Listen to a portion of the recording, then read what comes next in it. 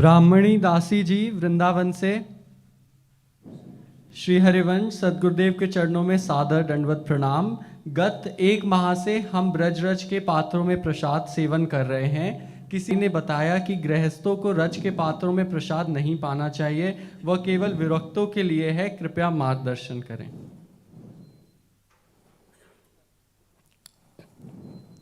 आप अपने गुरुदेव से पूछा, आपने अपने गुरुदेव से पूछा, आप अपने गुरुदेव से पूछिए, क्योंकि गुरुदेव के वचन ही प्रमाणित होते हैं। अगर गुरुदेव अनुमति दे दे तो गृहस्थी विरक्ति ये बाहरी है, और वृंदावन की रज का सेवन आसक्ति का विषय है, प्रेम का विषय है। जैसा गुरुदेव आदेश करें वैसा आचरण करना चाहिए। तो गुरुदेव से इस विषय में सलाह ले लीजिए। आपके मुख से भी इसके विषय में थोड़ा। हाँ, अगर हमारी श्री जी का कोई शरणागत गृहस्थ रज में पाता है तो उसे हृदय से अभिनंदन करते हैं और उसकी उस भावना को प्रोत्साहन देते हैं कि रज में ही पाए। हम रजोपसेवी हैं, न हम गृहस्थ हैं न विरक्त हैं। हम वृंदावन आसक्त चित्त हैं, लाडली लाल के चरणों के अनुरागी हैं। हमारा रज ही सर्व कुछ है। जय सिहित हरिवंश अनंत सचुनाही बीनु या रज ही लिए। तो हम रज को लगाएं, रज का तिलक लगाएं, रज के पात्र में पाएं, क्योंकि यहाँ जो भी है वो सब वनवासी है, वनवासी है। न वो गृहस्थ है ना वो विरक्त है, वो वृंदावनवासी है। वृंदावनवासी वृंदावनाधीश्वरी श्री स्वामिनी जी के महल में रह करके, श्री स्वामिनी जी के नाम रूप का गायन चिंतन करके, श्री स्वामिनी जी के चरण चिन्हित इस रज का सेवन करके, रज के पात्रों में पाकर रज में मिलना चाहता है। जय श्री भट्ट धूल धूसर तन यह आशा उर्धार। तो यहाँ प्रधानता रज आसक्ति की है। श्री बिहारिन देव जी महाराज ने अपनी वाणी में लिखा है कि रज का सेवन करने से रजोगुण का नाश हो जाता है। रजोगुण के नाश से ही हृदय में सात्विक वृत्ति बढ़ती है और वो भगवदानंद की तरफ, परम प्रेम की तरफ ले जाती है। वहाँ कहीं ऐसा शब्द नहीं आया कि वो गृहस्थ रज का सेवन करे या विरक्त सेवन करे, ऐसा वहाँ कोई भेद वर्णन नहीं किया गया है। रज सेवन का अधिकार सबको है, चाहे वो पात्र रूप में रज सेवन हो, चाहे शरीर के अभिषेक रूप में रज सेवन हो, या तिलक रूप में रज सेवन के लिए सबका समान अधिकार है। उसके लिए गृहस्थ विरक्त का कोई भेद नहीं, क्योंकि हम सब रजोपसेवी हैं। हम सब प्यारे जू की दासता से युक्त है। केवल वेश परिवर्तन मात्र से विरक्त नहीं होता, उद्देश्य परिवर्तन मात्र से विरक्त होता है। वो भले गृहस्थ वेश में, लेकिन उसका उद्देश्य हो गया है प्रिया प्रीतम का अनुराग, तो वो रज में पा सकता है, पक्का पा सकता है। आगे ये आपके श्रीमुख से राधा नाम चाहती हैं और उसके बाद कहती हैं कि क्या मैं 1 सप्ताह के लिए नाम का अनुष्ठान कर सकती हूँ? 1 सप्ताह के लिए क्यों? 1 जन्म के लिए करो। सप्ताह क्यों? 1 जन्म। हमारा ये जन्म प्यारे जू के नाम के लिए है। अब मैं बीच में भी कभी भी कहीं भी अटक नहीं सकती। बस एकमात्र नाम, हो गया काम। जीवन का हमारा उद्देश्य बन जाए कि नाम न छूटे। अनुष्ठान का मतलब क्या है? कोई अनुष्ठान को इस रूप में ले कि अमुक संख्या की हम पूर्ति के लिए अनुष्ठान करते, तो मुझे लगता है कि वो विशेष लाभदायक नहीं है, क्योंकि अनुष्ठान पूर्ण होने के बाद प्रमाद स्थिति आ जाएगी। मान लो आपने 64 माला का नियम ले लिया, तो 64 माला जपने के बाद मन तुम्हें ये कहेगा कि तुमने जो नियम लिया वो तो पूरा हो गया, थोड़ा हमें छोड़ो। और हमें दुश्मन को छोड़ना नहीं है, उसको प्रतिपल नाम के द्वारा दबाए रखना है। मन मारिया तन बस में, मन मर गया, इच्छा रहित हो गया, निरंतर मनन हो रहा नाम का। तो हम तो ऐसा कभी ऐसा नहीं कहेंगे कि कोई 1 हफ्ते का अनुष्ठान ले, हम कहेंगे 1 जन्म का अनुष्ठान ले। अब ये प्रयासरत रहो, जितना अधिक से अधिक नाम जप कर सको, स्मरण कर सको, बढ़िया है। लेकिन अनुष्ठान पूरे जीवन का हो, प्राण निकल जाए, बस हम नाम नहीं छोड़ेंगे। कोई कितनी भी विपत्ति संपत्ति आवे, हम नाम नहीं छोड़ेंगे। ये अनुष्ठान काम का है, हमारे काम का। हमारे काम का मतलब हम वृंदावन वासियों का, हम प्रेम रस की उपासक वृत्ति वालों का ये काम का अनुष्ठान है कि हम 1 क्षण के लिए भी कभी नाम नहीं छोड़ेंगे। हमसे पूछेंगे तो हम यही प्रार्थना करेंगे, यही आज्ञा करेंगे। ऐसा अनुष्ठान लो कि जीवन में हमारी कोई श्वास प्रीतम के विस्मरण में ना जाए। हाँ, तद स्मरणेन परम व्याकुलते थी, एक क्षण के लिए भी विस्मरण की अगर भावना आ जाए तो हमारा हृदय व्याकुल हो जाए, यही खास बात है। इनने आगे आपसे श्री राधा नाम की राधा राधा राधा राधा। नीलमणि शरण जी, श्री हरिवंश सादर चरण वंदन गुरुदेव भगवान। इनका पहला प्रश्न है, मैं उनकी हूँ और वो मेरे हैं, स्नेह की यह स्थिति साधक के भाव को कैसे अनुराग भाव में मिल जाती है? इसी को बार बार चिंतन करता रहे। इस चिंतन में जो और कोई मेरा आता है, और कोई मेरा जो आता है उसको भाव के द्वारा हटाता रहे कि ये गलत है, ये गलत है। अर्थात जितने और माने हुए संबंध हैं भ्रमात्मक है, सत्य संबंध यही कि मैं प्रियाजू की हूँ, प्रियाजू मेरी है। इस सूत्र में जो भी बीच में आता रहे उसे हटाते रहो, उसी को वैराग्य कहते हैं। जो हमारे इस भाव में मानो जो भी रूप आ रहा है, जो भी संबंध आ रहा आएगा, क्योंकि वो बराबर संबंध है ना। तो जब हम कहते हैं कि हे प्रियाजू आप मेरी हो मैं आपकी हूँ, तो ये स्थायी नहीं रहता, उसके बीच में आने लगता है वो अमुक संबंध, तो उन्हीं को हटाते अंदर से। बाहर से व्यवहार सबके प्रति प्रियता का हो, अंदर से कि नहीं नहीं ये माने हुए संबंध जो है मायाकृत है। हमारा सच्चा संबंध है कि मैं प्रभु का हूँ, प्रभु हमारे हैं, मैं प्रियाजू की हूँ, प्रियाजू मेरी है। तो बीच में आए हुए संबंधों का त्याग करने की वृत्ति के बिना हम इस भाव में डूब नहीं सकते कि मैं प्रियाजू की हूँ, प्रियाजू मेरे। मैं वाणी से बोलूंगा, बुद्धि में इसको विचारूंगा, लेकिन स्थिति अन्य संबंधों में ही रहेगी। ये मेरी पत्नी, ये मेरे पुत्र, ये मेरी अमुक अमुक अमुक।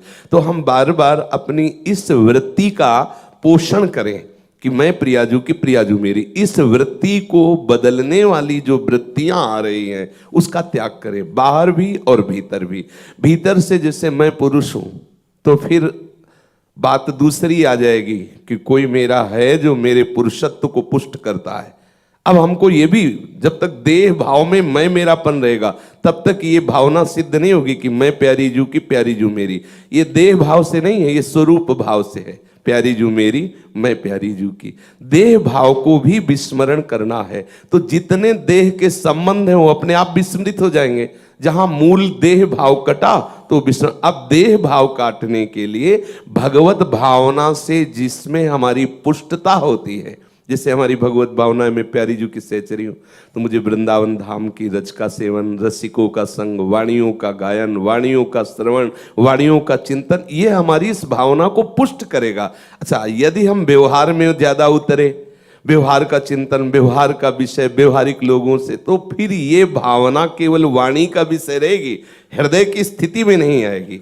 इसलिए हम इस भावना के पोषण के लिए अधिक से अधिक अपने उन्हीं भावनात्मक, जैसे वृंदावन धाम, नाम, रूप, लीला, वाणी, ऐसा इसका संग करें, तो हम इसका चिंतन करें, इसका आश्रय लें, तो हमारी ये भावना पुष्ट हो जाएगी।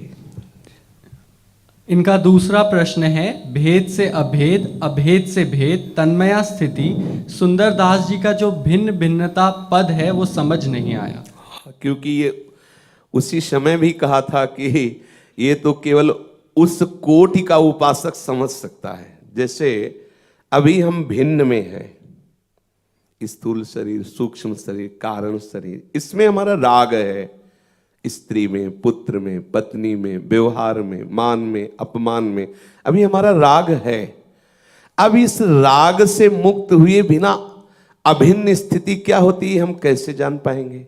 अगर उसे कहा भी जाए तो केवल वाणी का विषय होगा, वो केवल वाणी का विषय होगा, अनुभव का नहीं होगा। अब जब इस रसमयी उपासना से हम अभिन्न स्थिति में पहुंचते हैं, तन्मया में, तो इस रसमयी उपासना का जो मंत्र है, जो आचार्य कृपा दृष्टि है, वो अभिन्न होते हुए भी उसमें अभिन्न नहीं होने देती। समझ रहे हो ना? क्योंकि केवल अभिन्न स्थिति को प्राप्त हुआ तो मोक्ष को प्राप्त हो जाएगा। अभिन्न स्थिति को क्रॉस करा के वो भिन्न बना देता है। समझ रहे? अभिन्न स्थिति एक स्टेशन है, ऐसे गाड़ी चली नानात्व से और समेटते हुए समता को प्राप्त होते हुए वो अभिन्नता में गई, लेकिन वहां गाड़ी रुकी नहीं, वो आगे फिर भिन्न होकर निकुंज की भावना में डूब रही। क्योंकि आचार्य शरणागति आचार्य मंत्र, आचार्य कृपा दृष्टि उसको वहां डूबने नहीं देगी। ब्रह्म तेज को ज्योति जहां, योगेश्वर धने ध्यान, ताही को आवरण तहां, नहीं पावे को जान। इस स्टेशन से आगे गाड़ी किसी की बढ़ नहीं पाती, बढ़ उसी की पाती है जिसके ऊपर आचार्य कृपा दृष्टि उन रसिकाचार्यों की। अगर कोई अद्वैत ब्रह्म की उपासना करता है तो यहां तक आके बस लीन हो जाता है। ब्रह्म तेज को ज्योति, उसी ब्रह्म तेज में लीन समा गया, नाम रूप का अस्तित्व खत्म, वो ब्रह्म स्वरूप हो गया। लेकिन प्रेमी उसे क्रॉस करता है, जाना उसी से है, अभिन्नता से, उसी स्टेशन से गाड़ी जाएगी। वो तन्मय होते हुए ब्रह्म नहीं, माया नहीं, नहीं जीव नहीं काल, अपनी हूं सुधि ना रहे, एक रहे हो नंदलाल। इस स्थिति को पार करते हुए नंदलाल स्वामी है और ये सेवक है, उस स्थिति में भी बना रहेगा। तभी तो देख रहा है, तभी तो फूल रहा है, तभी वो मना रहा है, तभी वो आशीर्वाद दे रहा है। अभिन्न होते हुए भी आशीर्वाद दे रहा है, अभिन्न होते हुए भी उनकी जूठन पा रहा है, अभिन्न होते हुए भी उनकी सेवा की आकांक्षा लग रहा है। ये आचार्य कृपा से होता है, किसी की साधना से नहीं होता, आचार्य कृपा से। इसलिए आचार्य शरणागत है तो वो स्थिति जब आएगी तब समझ में आएगी। जैसे इस प्रेम रस का उपासक जब अभिन्न अवस्था को पहुंचता है तो श्री सेवक जी महाराज कहते, श्री हरिवंश सुप्राण सुमन हरिवंश गणिजय, श्री हरिवंश सुचित्त मित्त हरिवंश बनिजय, श्री हरिवंश सुबुद्धि बरन हरिवंश नाम जस। सब हरिवंश हरिवंश हरिवंश, तो अभेद हो गया ना। पर हरिवंश अभेद होते हुए भी हरिवंश दासत्व से युक्त रहेगा। ये खास इस उपासना की दिव्यता है, इस उपासना की महिमा है। अब वो जब तक स्थिति नहीं आएगी तब तक आप समझ नहीं पाएंगे कि वो अभिन्न होते हुए भिन्न कैसा और भिन्न होते हुए अभिन्न कैसा। यही है रस अद्वैत स्थिति। ये रस की अद्वैत स्थिति जो आचार्यों की कृपा से आती है, ये ज्ञानियों की भी पहुंच से परे स्थिति है, प्रेमियों की। तभी श्रीमद राधा सुधा निधि में आचार्य चरण कह रहे हैं, संभाव्योपि विरंचि नारद शिव स्वयं भुआद्यैर नया। ये संभावना भी नहीं कर, क्योंकि अद्वैत के बाद विश्राम है।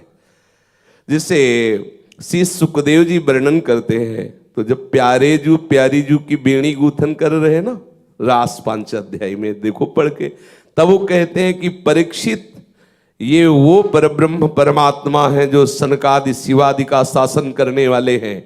यहाँ स्त्रियों की दीनता और भी ऐसे शब्दों का प्रयोग करते हैं श्री शुकाचार्य। क्यों कर रहे हैं? क्योंकि वो ब्रह्म तत्व में लीन महापुरुष हैं, जान रहे हैं कि परमात्मा क्या है। और यहाँ के महापुरुष क्यों ऐसा देख रहे हैं? क्योंकि वो देख रहे हैं कि वो ब्रह्म प्रेमाधीन है, वो ब्रह्म प्रेमाधीन है, प्रेमाधीन ब्रह्म को देख रहे हैं। और वहां केवल ब्रह्म को देख रहे हैं जो सनकादि शिवादि का भी शासन करने वाला है। और यहां प्रेमाधीन उस ब्रह्म को प्रेमाधीन जो रस नेति नेति श्रुति भाख्यो ताको तय अधर सुधारस चाख्यो है। ये चीज जाहि बिरंची उमापति नाये तापे तय बन फूल बिनाए, ये प्रेमाधीनता केवल रसिकाचार्य ही जानते हैं। बड़े बड़े महापुरुषों के भी हृदय में बात आने वाली नहीं है। इसलिए आचार्य शरणागति ही इस रस का अभिन्न से भिन्नता, भिन्न से अभिन्न और अभिन्न से भिन्नता के तत्व का रहस्य बताती है। अब जो इंद्रियों के विलास में फंसा हुआ मन बुद्धि है, वो बेचारा कैसे इस स्थिति को समझे? तभी वो कुछ का कुछ निर्णय करके कि अरे सब ऐसा, क्योंकि पहुंच के बाहर है। अंगूर बहुत मीठे, लेकिन जब नहीं मिले तो वह खट्टे, छोड़ दिए ऐसे। तो ऐसे बहुत ऊंचाई का विषय, पर अपने लोगों को नहीं मिलने वाली बात नहीं है, क्योंकि आचार्य शरणागत है। वो स्थिति उनकी कृपा से आएगी, कृपा कोर से वो स्थिति आएगी। चंद्रवती जी, उर्मिला जी बरेली से, श्री हरिवंश महाराज जी आपके चरणों में दंडवत प्रणाम। हम दोनों सखी शरणागति मंत्र लेना चाहती हैं, कृपा करें। जी देख लीजिए। संतोष जी देवारिया से, रुद्रपुर, परम पूज्य गुरुदेव के चरणों में सादर प्रणाम। मुझ अधम पर शरणागति प्रदान करने की कृपा करें। जी। राधिका जी वडोदरा गुजरात से, महाराज जी के चरणों में कोटि कोटि प्रणाम। मेरी माँ और मासी आपकी शरणागत हैं, मैं आपसे शरणागत मंत्र लेना चाहती हूँ, कृपा करें। देख। कालिंदी जी सेंट पीटर्सबर्ग से, राधा वल्लभ श्री हरिवंश परम प्रिय महाराज जी, आपकी करुणा से ये हमें समझ में आ गया है कि आप हितवाणी का अनुभव करा सकते हैं। आपके सत्संग से ऐसा लगता है कि हमें आप संभाल रहे हैं। हर प्रश्न का उत्तर आपके कथामृत में होता है। हम साधना में थोड़ा कमज़ोर हैं, पर आपकी करुणा से हितवाणी का परिचय मिल रहा है। आप कृपा सिंधु हैं और हमें अपना सूक्ष्म दास बना सकते हैं। कृपया शरणागति प्रदान करें। स्मिता व्यास जी, महाराज जी के श्री चरणों में प्रणाम। महाराज जी, मेरा नाम आप देने की कृपा करें। अच्छा, प्रिया जी का एक नाम है मधुर बैनी। मधुर बैनी, अमृत में वचन बोलने वाली। तो आपका नाम मधुर बैनी सहचरी। मधुर बैनी सहचरी। सनी अग्रवाल जी, हनुमानगढ़ राजस्थान से। महाराज जी के चरणों में वंदन। राधे राधे। ईश्वर अंश जीव अविनाशी जैसे सैद्धांतिक सत्य होने पर भी हम माया व उसके 5 विकार काम, क्रोध, लोभ, मोह व ईर्ष्या के इतने शीघ्र वशीभूत क्यों होते हैं कि अपने जीवन के मूल उद्देश्य से भी भटक जाते हैं? अपने को भूल जाने के कारण। अपने को जब हम भूल जाते हैं ना, तो ऐसा हो जाता है। कई संतों की वाणियों में पाया गया कि एक बार भेड़ चराने वाला, बैठ जाइए, भेड़ चराने वाला अपनी भेड़ को लेकर जंगल गया, तो वहां एक शेर का बच्चा भूल से भेड़ के बीच में आ गया। अब वो उस भेड़ के साथ रहते रहते उस गडरिये के सांटे भी खाने लगा। अब उसको भ्रम हो गया कि मैं भेड़ हूं। अब जब वो जवान हुआ तो भेड़ और सिंह में अंतर होता है, पर वो अपने अंतर को नहीं पहचान पाया और वो जैसे भेड़ों को डांटता गडरिया, वैसे ही वो डांट खाता रहा। एक दिन भेड़ों को खाने के लिए कोई शेर आया, तो जब उसने देखा कि ये तो हमारा वंशज है, उस सिंह का जो शावक आ गया था और सिंह रूप हो गया, तब उससे कहा कि तू तो भेड़ों के बीच में रहकर गडरिये की डांट खा रहा है, तो मेरा बच्चा है, मेरा अंश है। तो उसने कहा नहीं, मैं कैसे तुम्हारा अंश हो सकता हूं, मैं तो, ये हमारा परिवार है, ये इनके बीच में। बोले चल, और एक सरोवर में जाके झकाया, बोले देख जैसा मैं हूं वैसा तू है ना? बोले हाँ। बोले अब मैं बोल रहा हूं, और दहाड़ मारी। बोले तू भी ऐसे बोल। जो ही बोला दहाड़। बोले देख मेरी आवाज तेरी आवाज, मेरा रूप तेरा रूप, मतलब तू मेरा है। अब तू जा उस भेड़ों के बीच में मार दहाड़। तो जे दहाड़ मारा तो गडरिया मूर्छित हो गया, भेड़े भाग गई। ठीक हमारी यही दशा है।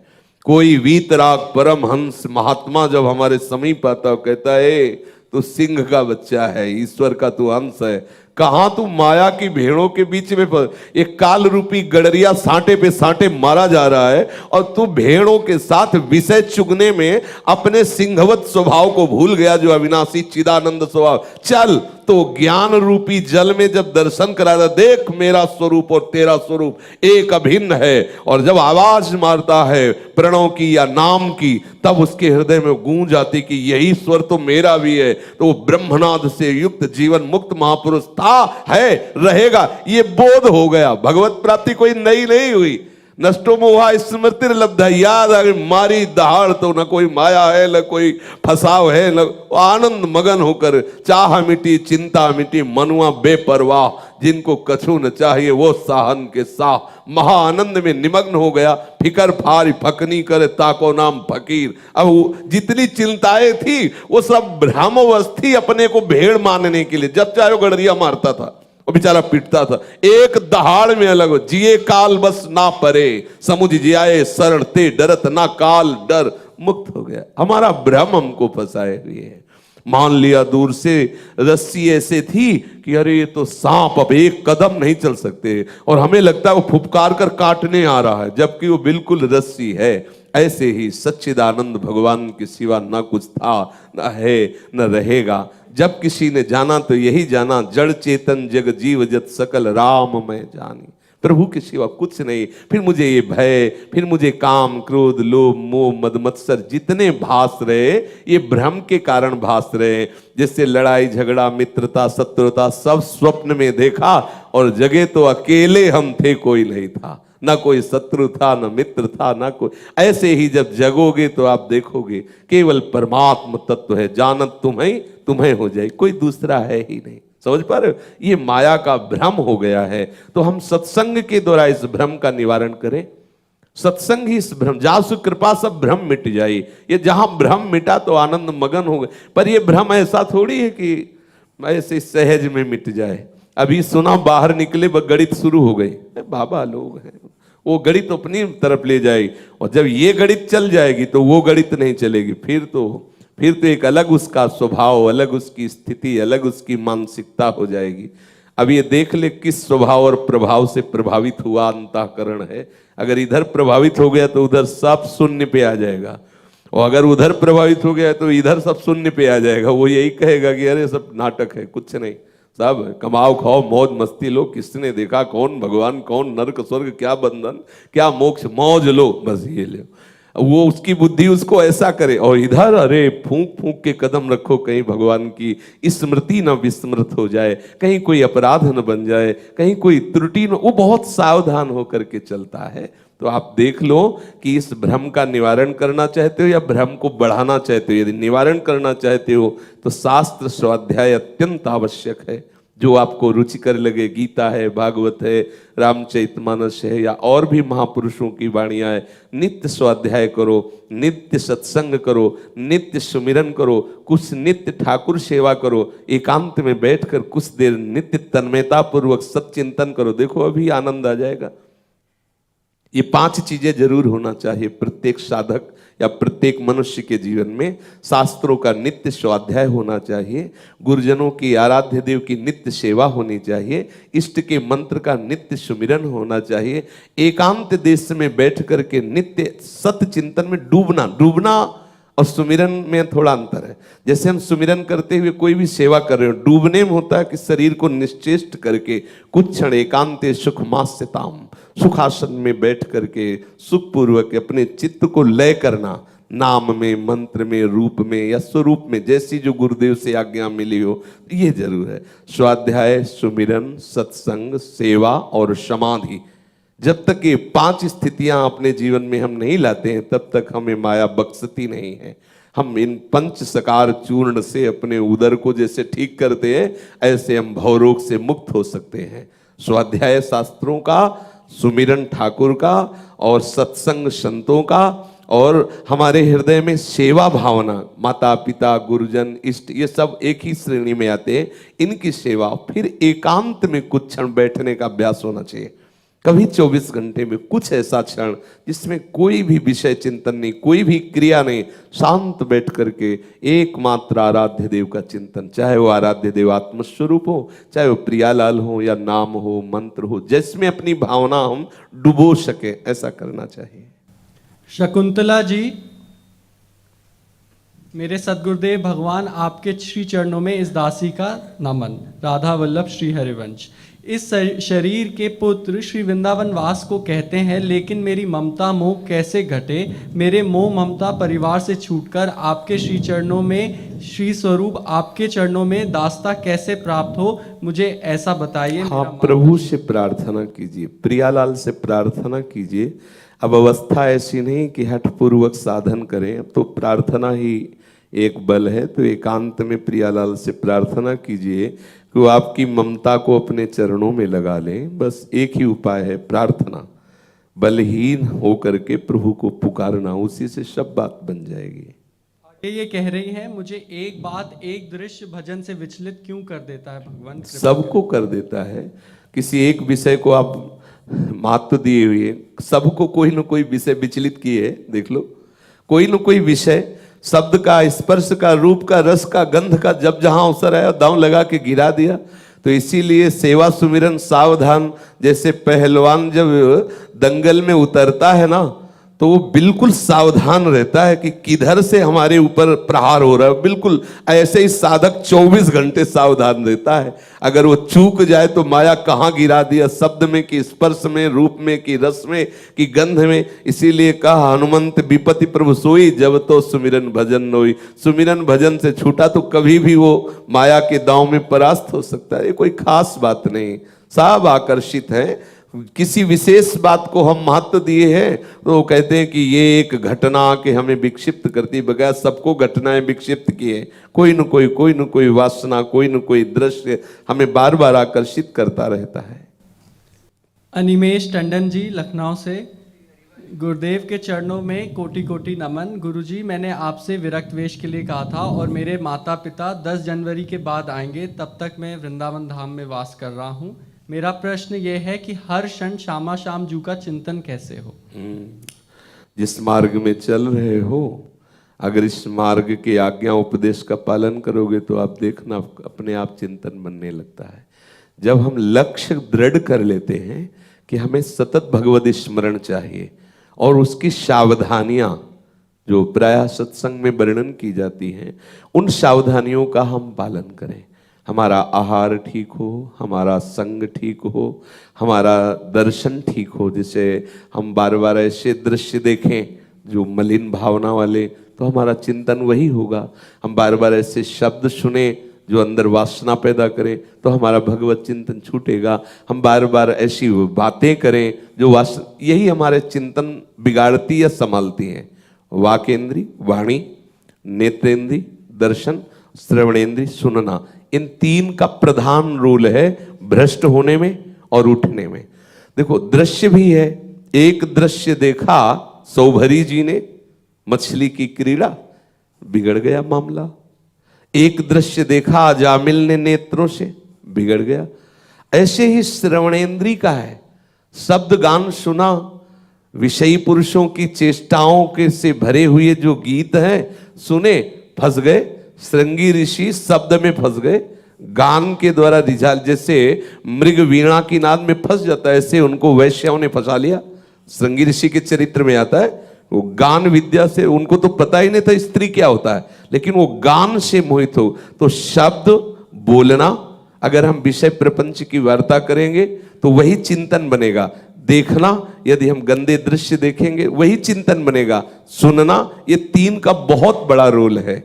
हाँ, हम इनको संभालें। हमारी श्रवणेंद्री, हमारी नेत्रेंद्री, हमारी वाकेंद्री। महाप्रभु हरिवंश चंद्र जी ने इसीलिए 3 पर विशेष बात कही। रसना कटो जो अन रटो, निरख अन फुटो नैन, और श्रवण फुटो जो अन सुनो, बिन राधा जस बैन। 3 पर विशेष बात। अगर 3 संभाल लो तो चिंतन बनने लगेगा। अगर विपरीत ये गई तो विपरीत चिंतन, और अगर भगवत अनुकूल गई तो भगवत अनुकूल चिंतन बनने। हमारा लक्ष्य दृढ़ हो और इन 3 पर ध्यान रखें। बोलना, देखना, सुनना। अगर ये इष्ट के प्रति होगा तो सतत चिंतन बनने लगेगा। आलोक जी वृंदावन से, महाराज जी आपकी प्रेरणा से श्री जी लाए हैं, आप आज्ञा करें। हाँ जी माँ जी, ये श्री जी लाए हैं, इनकी सेवा। अच्छा, तो अभिषेक कर लेना, पूछ लेना संत भगवान से कैसे अभिषेक करना। बोलिए श्री सद्गुरुदेव भगवान की जय।